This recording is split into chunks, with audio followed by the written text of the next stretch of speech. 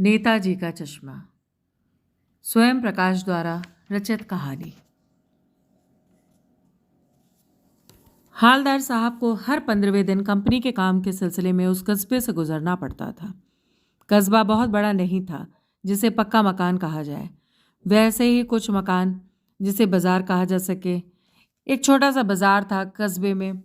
लड़कों का स्कूल, लड़कियों का स्कूल, सीमेंट का एक छोटा सा कारखाना, 2 ओपन एयर सिनेमा घर थे, नगर पालिका भी थी। नगर पालिका का काम, पहला सड़क पक्की कराना, दूसरा कुछ पेशाब घर बनवाना, तीसरा कबूतरों की छतरी लगवा देना और कभी कभी कवि सम्मेलन मनोरंजन की दृष्टि से करा देना। किसी प्रशासनिक अधिकारी द्वारा शहर के चौराहे पर एक नेताजी की मूर्ति स्थापित की गई। नेता थे सुभाष चंद्र बोस। सुभाष चंद्र बोस की संगमरमर की प्रतिमा लगाने का प्रण लिया गया। ये कहानी उस प्रतिमा पर ही आधारित है, बल्कि प्रतिमा के एक छोटे से हिस्से पर आधारित है। पूरी बात का तो पता नहीं, लेकिन देश के अच्छे मूर्तिकारों का पता न होने पर, अच्छी मूर्ति के लगने वाली लागत ज्यादा होने पर, या काफी समय चिट्ठी की उहापोह में बर्बाद होने पर, जैसा कि हम सभी जानते हैं कि कोई भी सरकारी कार्य नगर पालिका से या किसी भी सरकारी कार्य जुड़ा हो, उसमें चिट्ठी की या अन्य प्रकार की किसी भी फॉर्मेलिटीज़ होती हैं, उस और बजट का मामला होता है। इन दोनों ही चीज़ों को देखते हुए समय बर्बाद तो ज़रूर हुआ होगा और बोर्ड की शासन अवधि समाप्त होने की घड़ियों में किसी भी स्थानीय कलाकार को यह अवसर देने का निर्णय लिया गया होगा। और अंत में कस्बे के इकलौते हाई स्कूल के इकलौते ड्राइंग मास्टर, मान लीजिए मोतीलाल को ही यह काम सौंप दिया गया होगा, जो महीने भर में मूर्ति बनाकर पटक देने का विश्वास दिला रहे थे। जैसा कि कहा जा चुका है, मूर्ति संगमरमर की थी, टोपी की नोक से कोट के दूसरे बटन तक कोई 2 फीट ऊंची, जिसे कहते हैं बस्ट, और सुंदर थी। नेताजी सुंदर लग रहे थे, कुछ मासूम और कमसिन फौजी वर्दी में थे। मूर्ति को देखते ही दिल्ली चलो और तुम मुझे खून दो, मैं तुम्हें आज़ादी दूंगा वगैरह याद आने लगते थे। इस दृष्टि से यह सफल और सराहनीय प्रयास था। केवल एक चीज की कसर थी जो देखते ही खटकती थी। नेताजी के आंखों पर चश्मा नहीं था, यानी चश्मा तो था लेकिन संगमरमर का नहीं था। चश्मे का चौड़ा फ्रेम, काला फ्रेम मूर्ति को पहना दिया गया था। हालदार साहब जब पहली बार इस कस्बे से गुजरे और चौराहे पर पान खाने रुके, तभी उन्होंने इसे लक्षित किया कि उनके चेहरे पर कौतुक भरी मुस्कान फैल गई। वाह भाई, क्या आइडिया है! आइडिया भी ठीक है, मूर्ति पत्थर की लेकिन चश्मा रियल। जीप कस्बा छोड़कर आगे बढ़ गई। तब भी हालदार साहब इस मूर्ति के बारे में ही सोचते रहे और अंत में इस निष्कर्ष पर पहुंचे कि कुल मिलाकर कस्बे के नागरिकों का यह प्रयास सराहनीय है, क्योंकि देशभक्ति तो आजकल एक मजाक बन के रह गई है। दूसरी बार जब हालदार साहब उधर से पहुंचे तो उन्होंने मूर्ति में कुछ अंतर देखा और ध्यान से देखा तो पाया कि चश्मा दूसरा है। पहले मोटे फ्रेम वाला चकोर चश्मा था, अब तार वाला गोल चश्मा है। हालदार साहब का कौतुक बढ़ा। वाह भाई, क्या आइडिया! मूर्ति कपड़े नहीं बदल सकती तो क्या, लेकिन चश्मा तो बदल ही सकती है। तीसरी बार फिर नया चश्मा। हालदार साहब की आदत पड़ गई, बार बार कस्बे से गुजरते और कुछ समय चौराहे पर रुककर पान खाते और मूर्ति को ध्यान से देखकर कहते, वाह भाई। एक बार जब कौतूहल दुर्दमनीय हो उठा तो पान वाले से पूछ ही लिया, क्यों भाई, क्या बात है, ये तुम्हारे नेताजी का चश्मा हर बार कैसे बदल जाता है? पान वाले के खुद के मुंह में पान ठुसा हुआ था। वह काला, मोटा और खुशमिजाज आदमी था। हालदार साहब का प्रश्न सुनकर वह आंखों आंखों में हंसा। उसकी तोन थिरकी। पीछे से घूमकर उसने दुकान के पीछे पान थूका और अपनी लाल काली बत्ती सी दिखाकर बोला, कैप्टन चश्मे वाला करता है। क्या करता है? हालदार साहब कुछ समझ नहीं पाए। चश्मा चेंज करता है, पान वाले ने समझाया। क्या मतलब? क्यों चेंज कर देता है? हालदार साहब अब भी नहीं समझ पाए। कोई गिराक आ गया समझो, उसको चौड़े चौखट चाहिए तो कैप्टन किधर चलाएगा? उसकी मूर्ति वाला दे दिया, दूसरा बिठा दिया। अब हालदार साहब को कुछ बात समझ में आई। एक चश्मे वाला है जिसका नाम कैप्टन है, उसे नेताजी के बगैर चश्मे वाली मूर्ति बुरी लगती है, बल्कि आहत करती है। मानो चश्मे के बगैर नेताजी को बहुत असुविधा हो रही हो। तो वह अपनी छोटी सी दुकान में उपलब्ध गिने चुने फ्रेमों में से नेताजी की मूर्ति पर एक फिट कर देता है। लेकिन जब कोई ग्राहक आता है तो उसे वैसे फ्रेम की दरकार होती है जैसा मूर्ति पर लगा है। तो कैप्टन चश्मे वाला मूर्ति पर लगाकर फ्रेम संभवतः नेताजी से क्षमा मांगते हुए ग्राहक को लाकर दे देता है और नेताजी को दूसरा फ्रेम लगा देता है। वाह भाई, हालदार साहब बोले, वाह भाई, खूब, क्या आइडिया है। लेकिन भाई एक बात अब भी समझ नहीं आई। हालदार साहब ने पान वाले से फिर पूछा, नेताजी का ओरिजिनल चश्मा कहाँ है? पान वाला दूसरा पान मुंह में ठूस चुका था। दोपहर का समय था, दुकान पर भीड़ भाड़ अधिक नहीं थी, लेकिन फिर भी आंखों आंखों हंसा। उसकी तोंद थिरकी।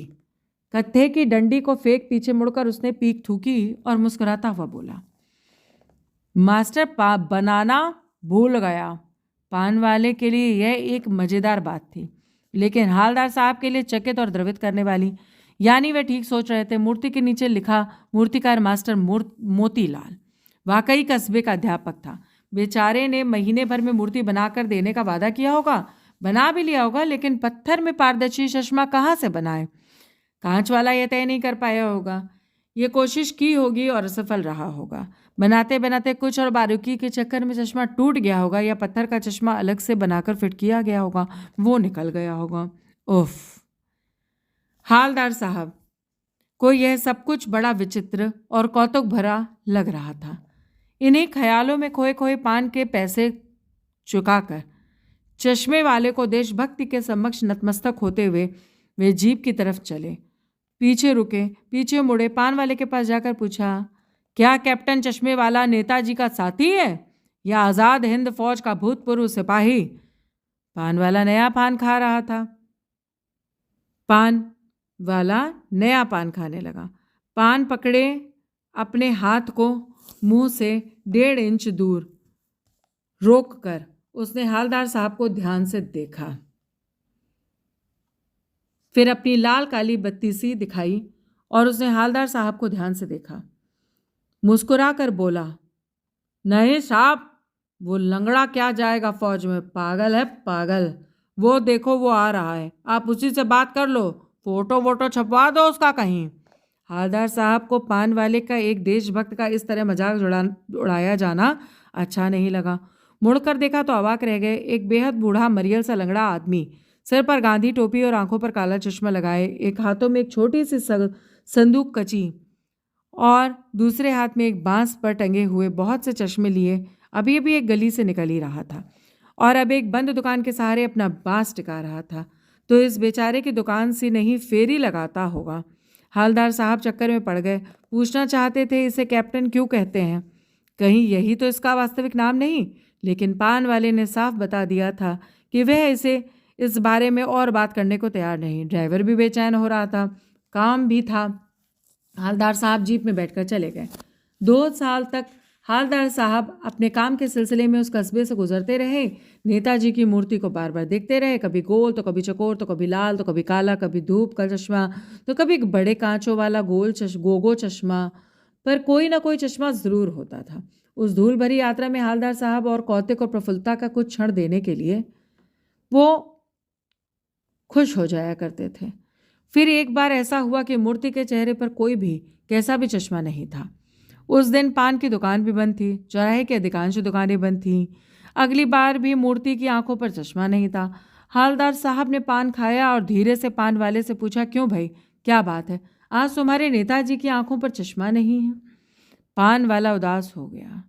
उसने पीछे मुड़कर पान नीचे थूका, सिर झुकाकर अपनी धोती के सिरे से आंखें पोंछते हुए बोला, साहब कैप्टन मर गया। और कुछ नहीं पूछ पाए हालदार साहब। कुछ पल चुपचाप खड़े रहे और फिर पान के पैसे चुकाकर जीप में आकर बैठकर रवाना हो गए। बार बार सोचते क्या होगा उस कौम का जो अपने देश के खातिर घर गृहस्थी, जवानी, जिंदगी सब कुछ होम देने वालों पर भी हंसती है, अपने लिए बिकने के मौके ढूंढती है। दुखी हो गए। 15 दिन बाद वे फिर उस कस्बे से गुजरे।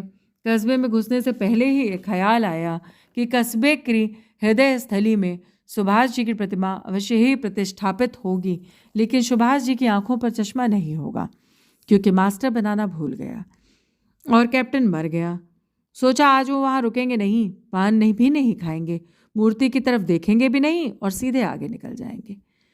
ऐसा होता है अक्सर बच्चों कि हमें जब किसी चीज़ को देखने की आदत हो जाती है और वो चीज़ वहाँ नहीं होती तो जाहिर है कि हम सबका मन दुखी हो जाता है। ठीक उसी प्रकार हवलदार साहब की भी स्थिति हमारे आपके जैसी ही थी कि जो चीज़ रोज़ देखने की आदत थी वो ना हो तो वो दुखी हो गए थे। इसलिए वो चौराहे पे भी नहीं रुके, उन्होंने पान भी नहीं खाया और चौराहे पे रुकना नहीं सोच कर आए। और आज बहुत काम है, पान आगे नहीं कहीं और खा लेंगे। लेकिन आदत से मजबूर आंखें चौराहे आते ही मूर्ति की तरफ उठ गईं। कुछ ऐसा देखा कि चीखे, रोको। जीप स्पीड में थी, ड्राइवर ने जोर से ब्रेक मारे। रास्ता चलते लोग देखने लगे। जीप रुकते न रुकते हवलदार साहब जीप से कूदकर तेज कदमों से मूर्ति की तरफ लपके उसके ठीक सामने जाकर अटेंशन में खड़े हुए।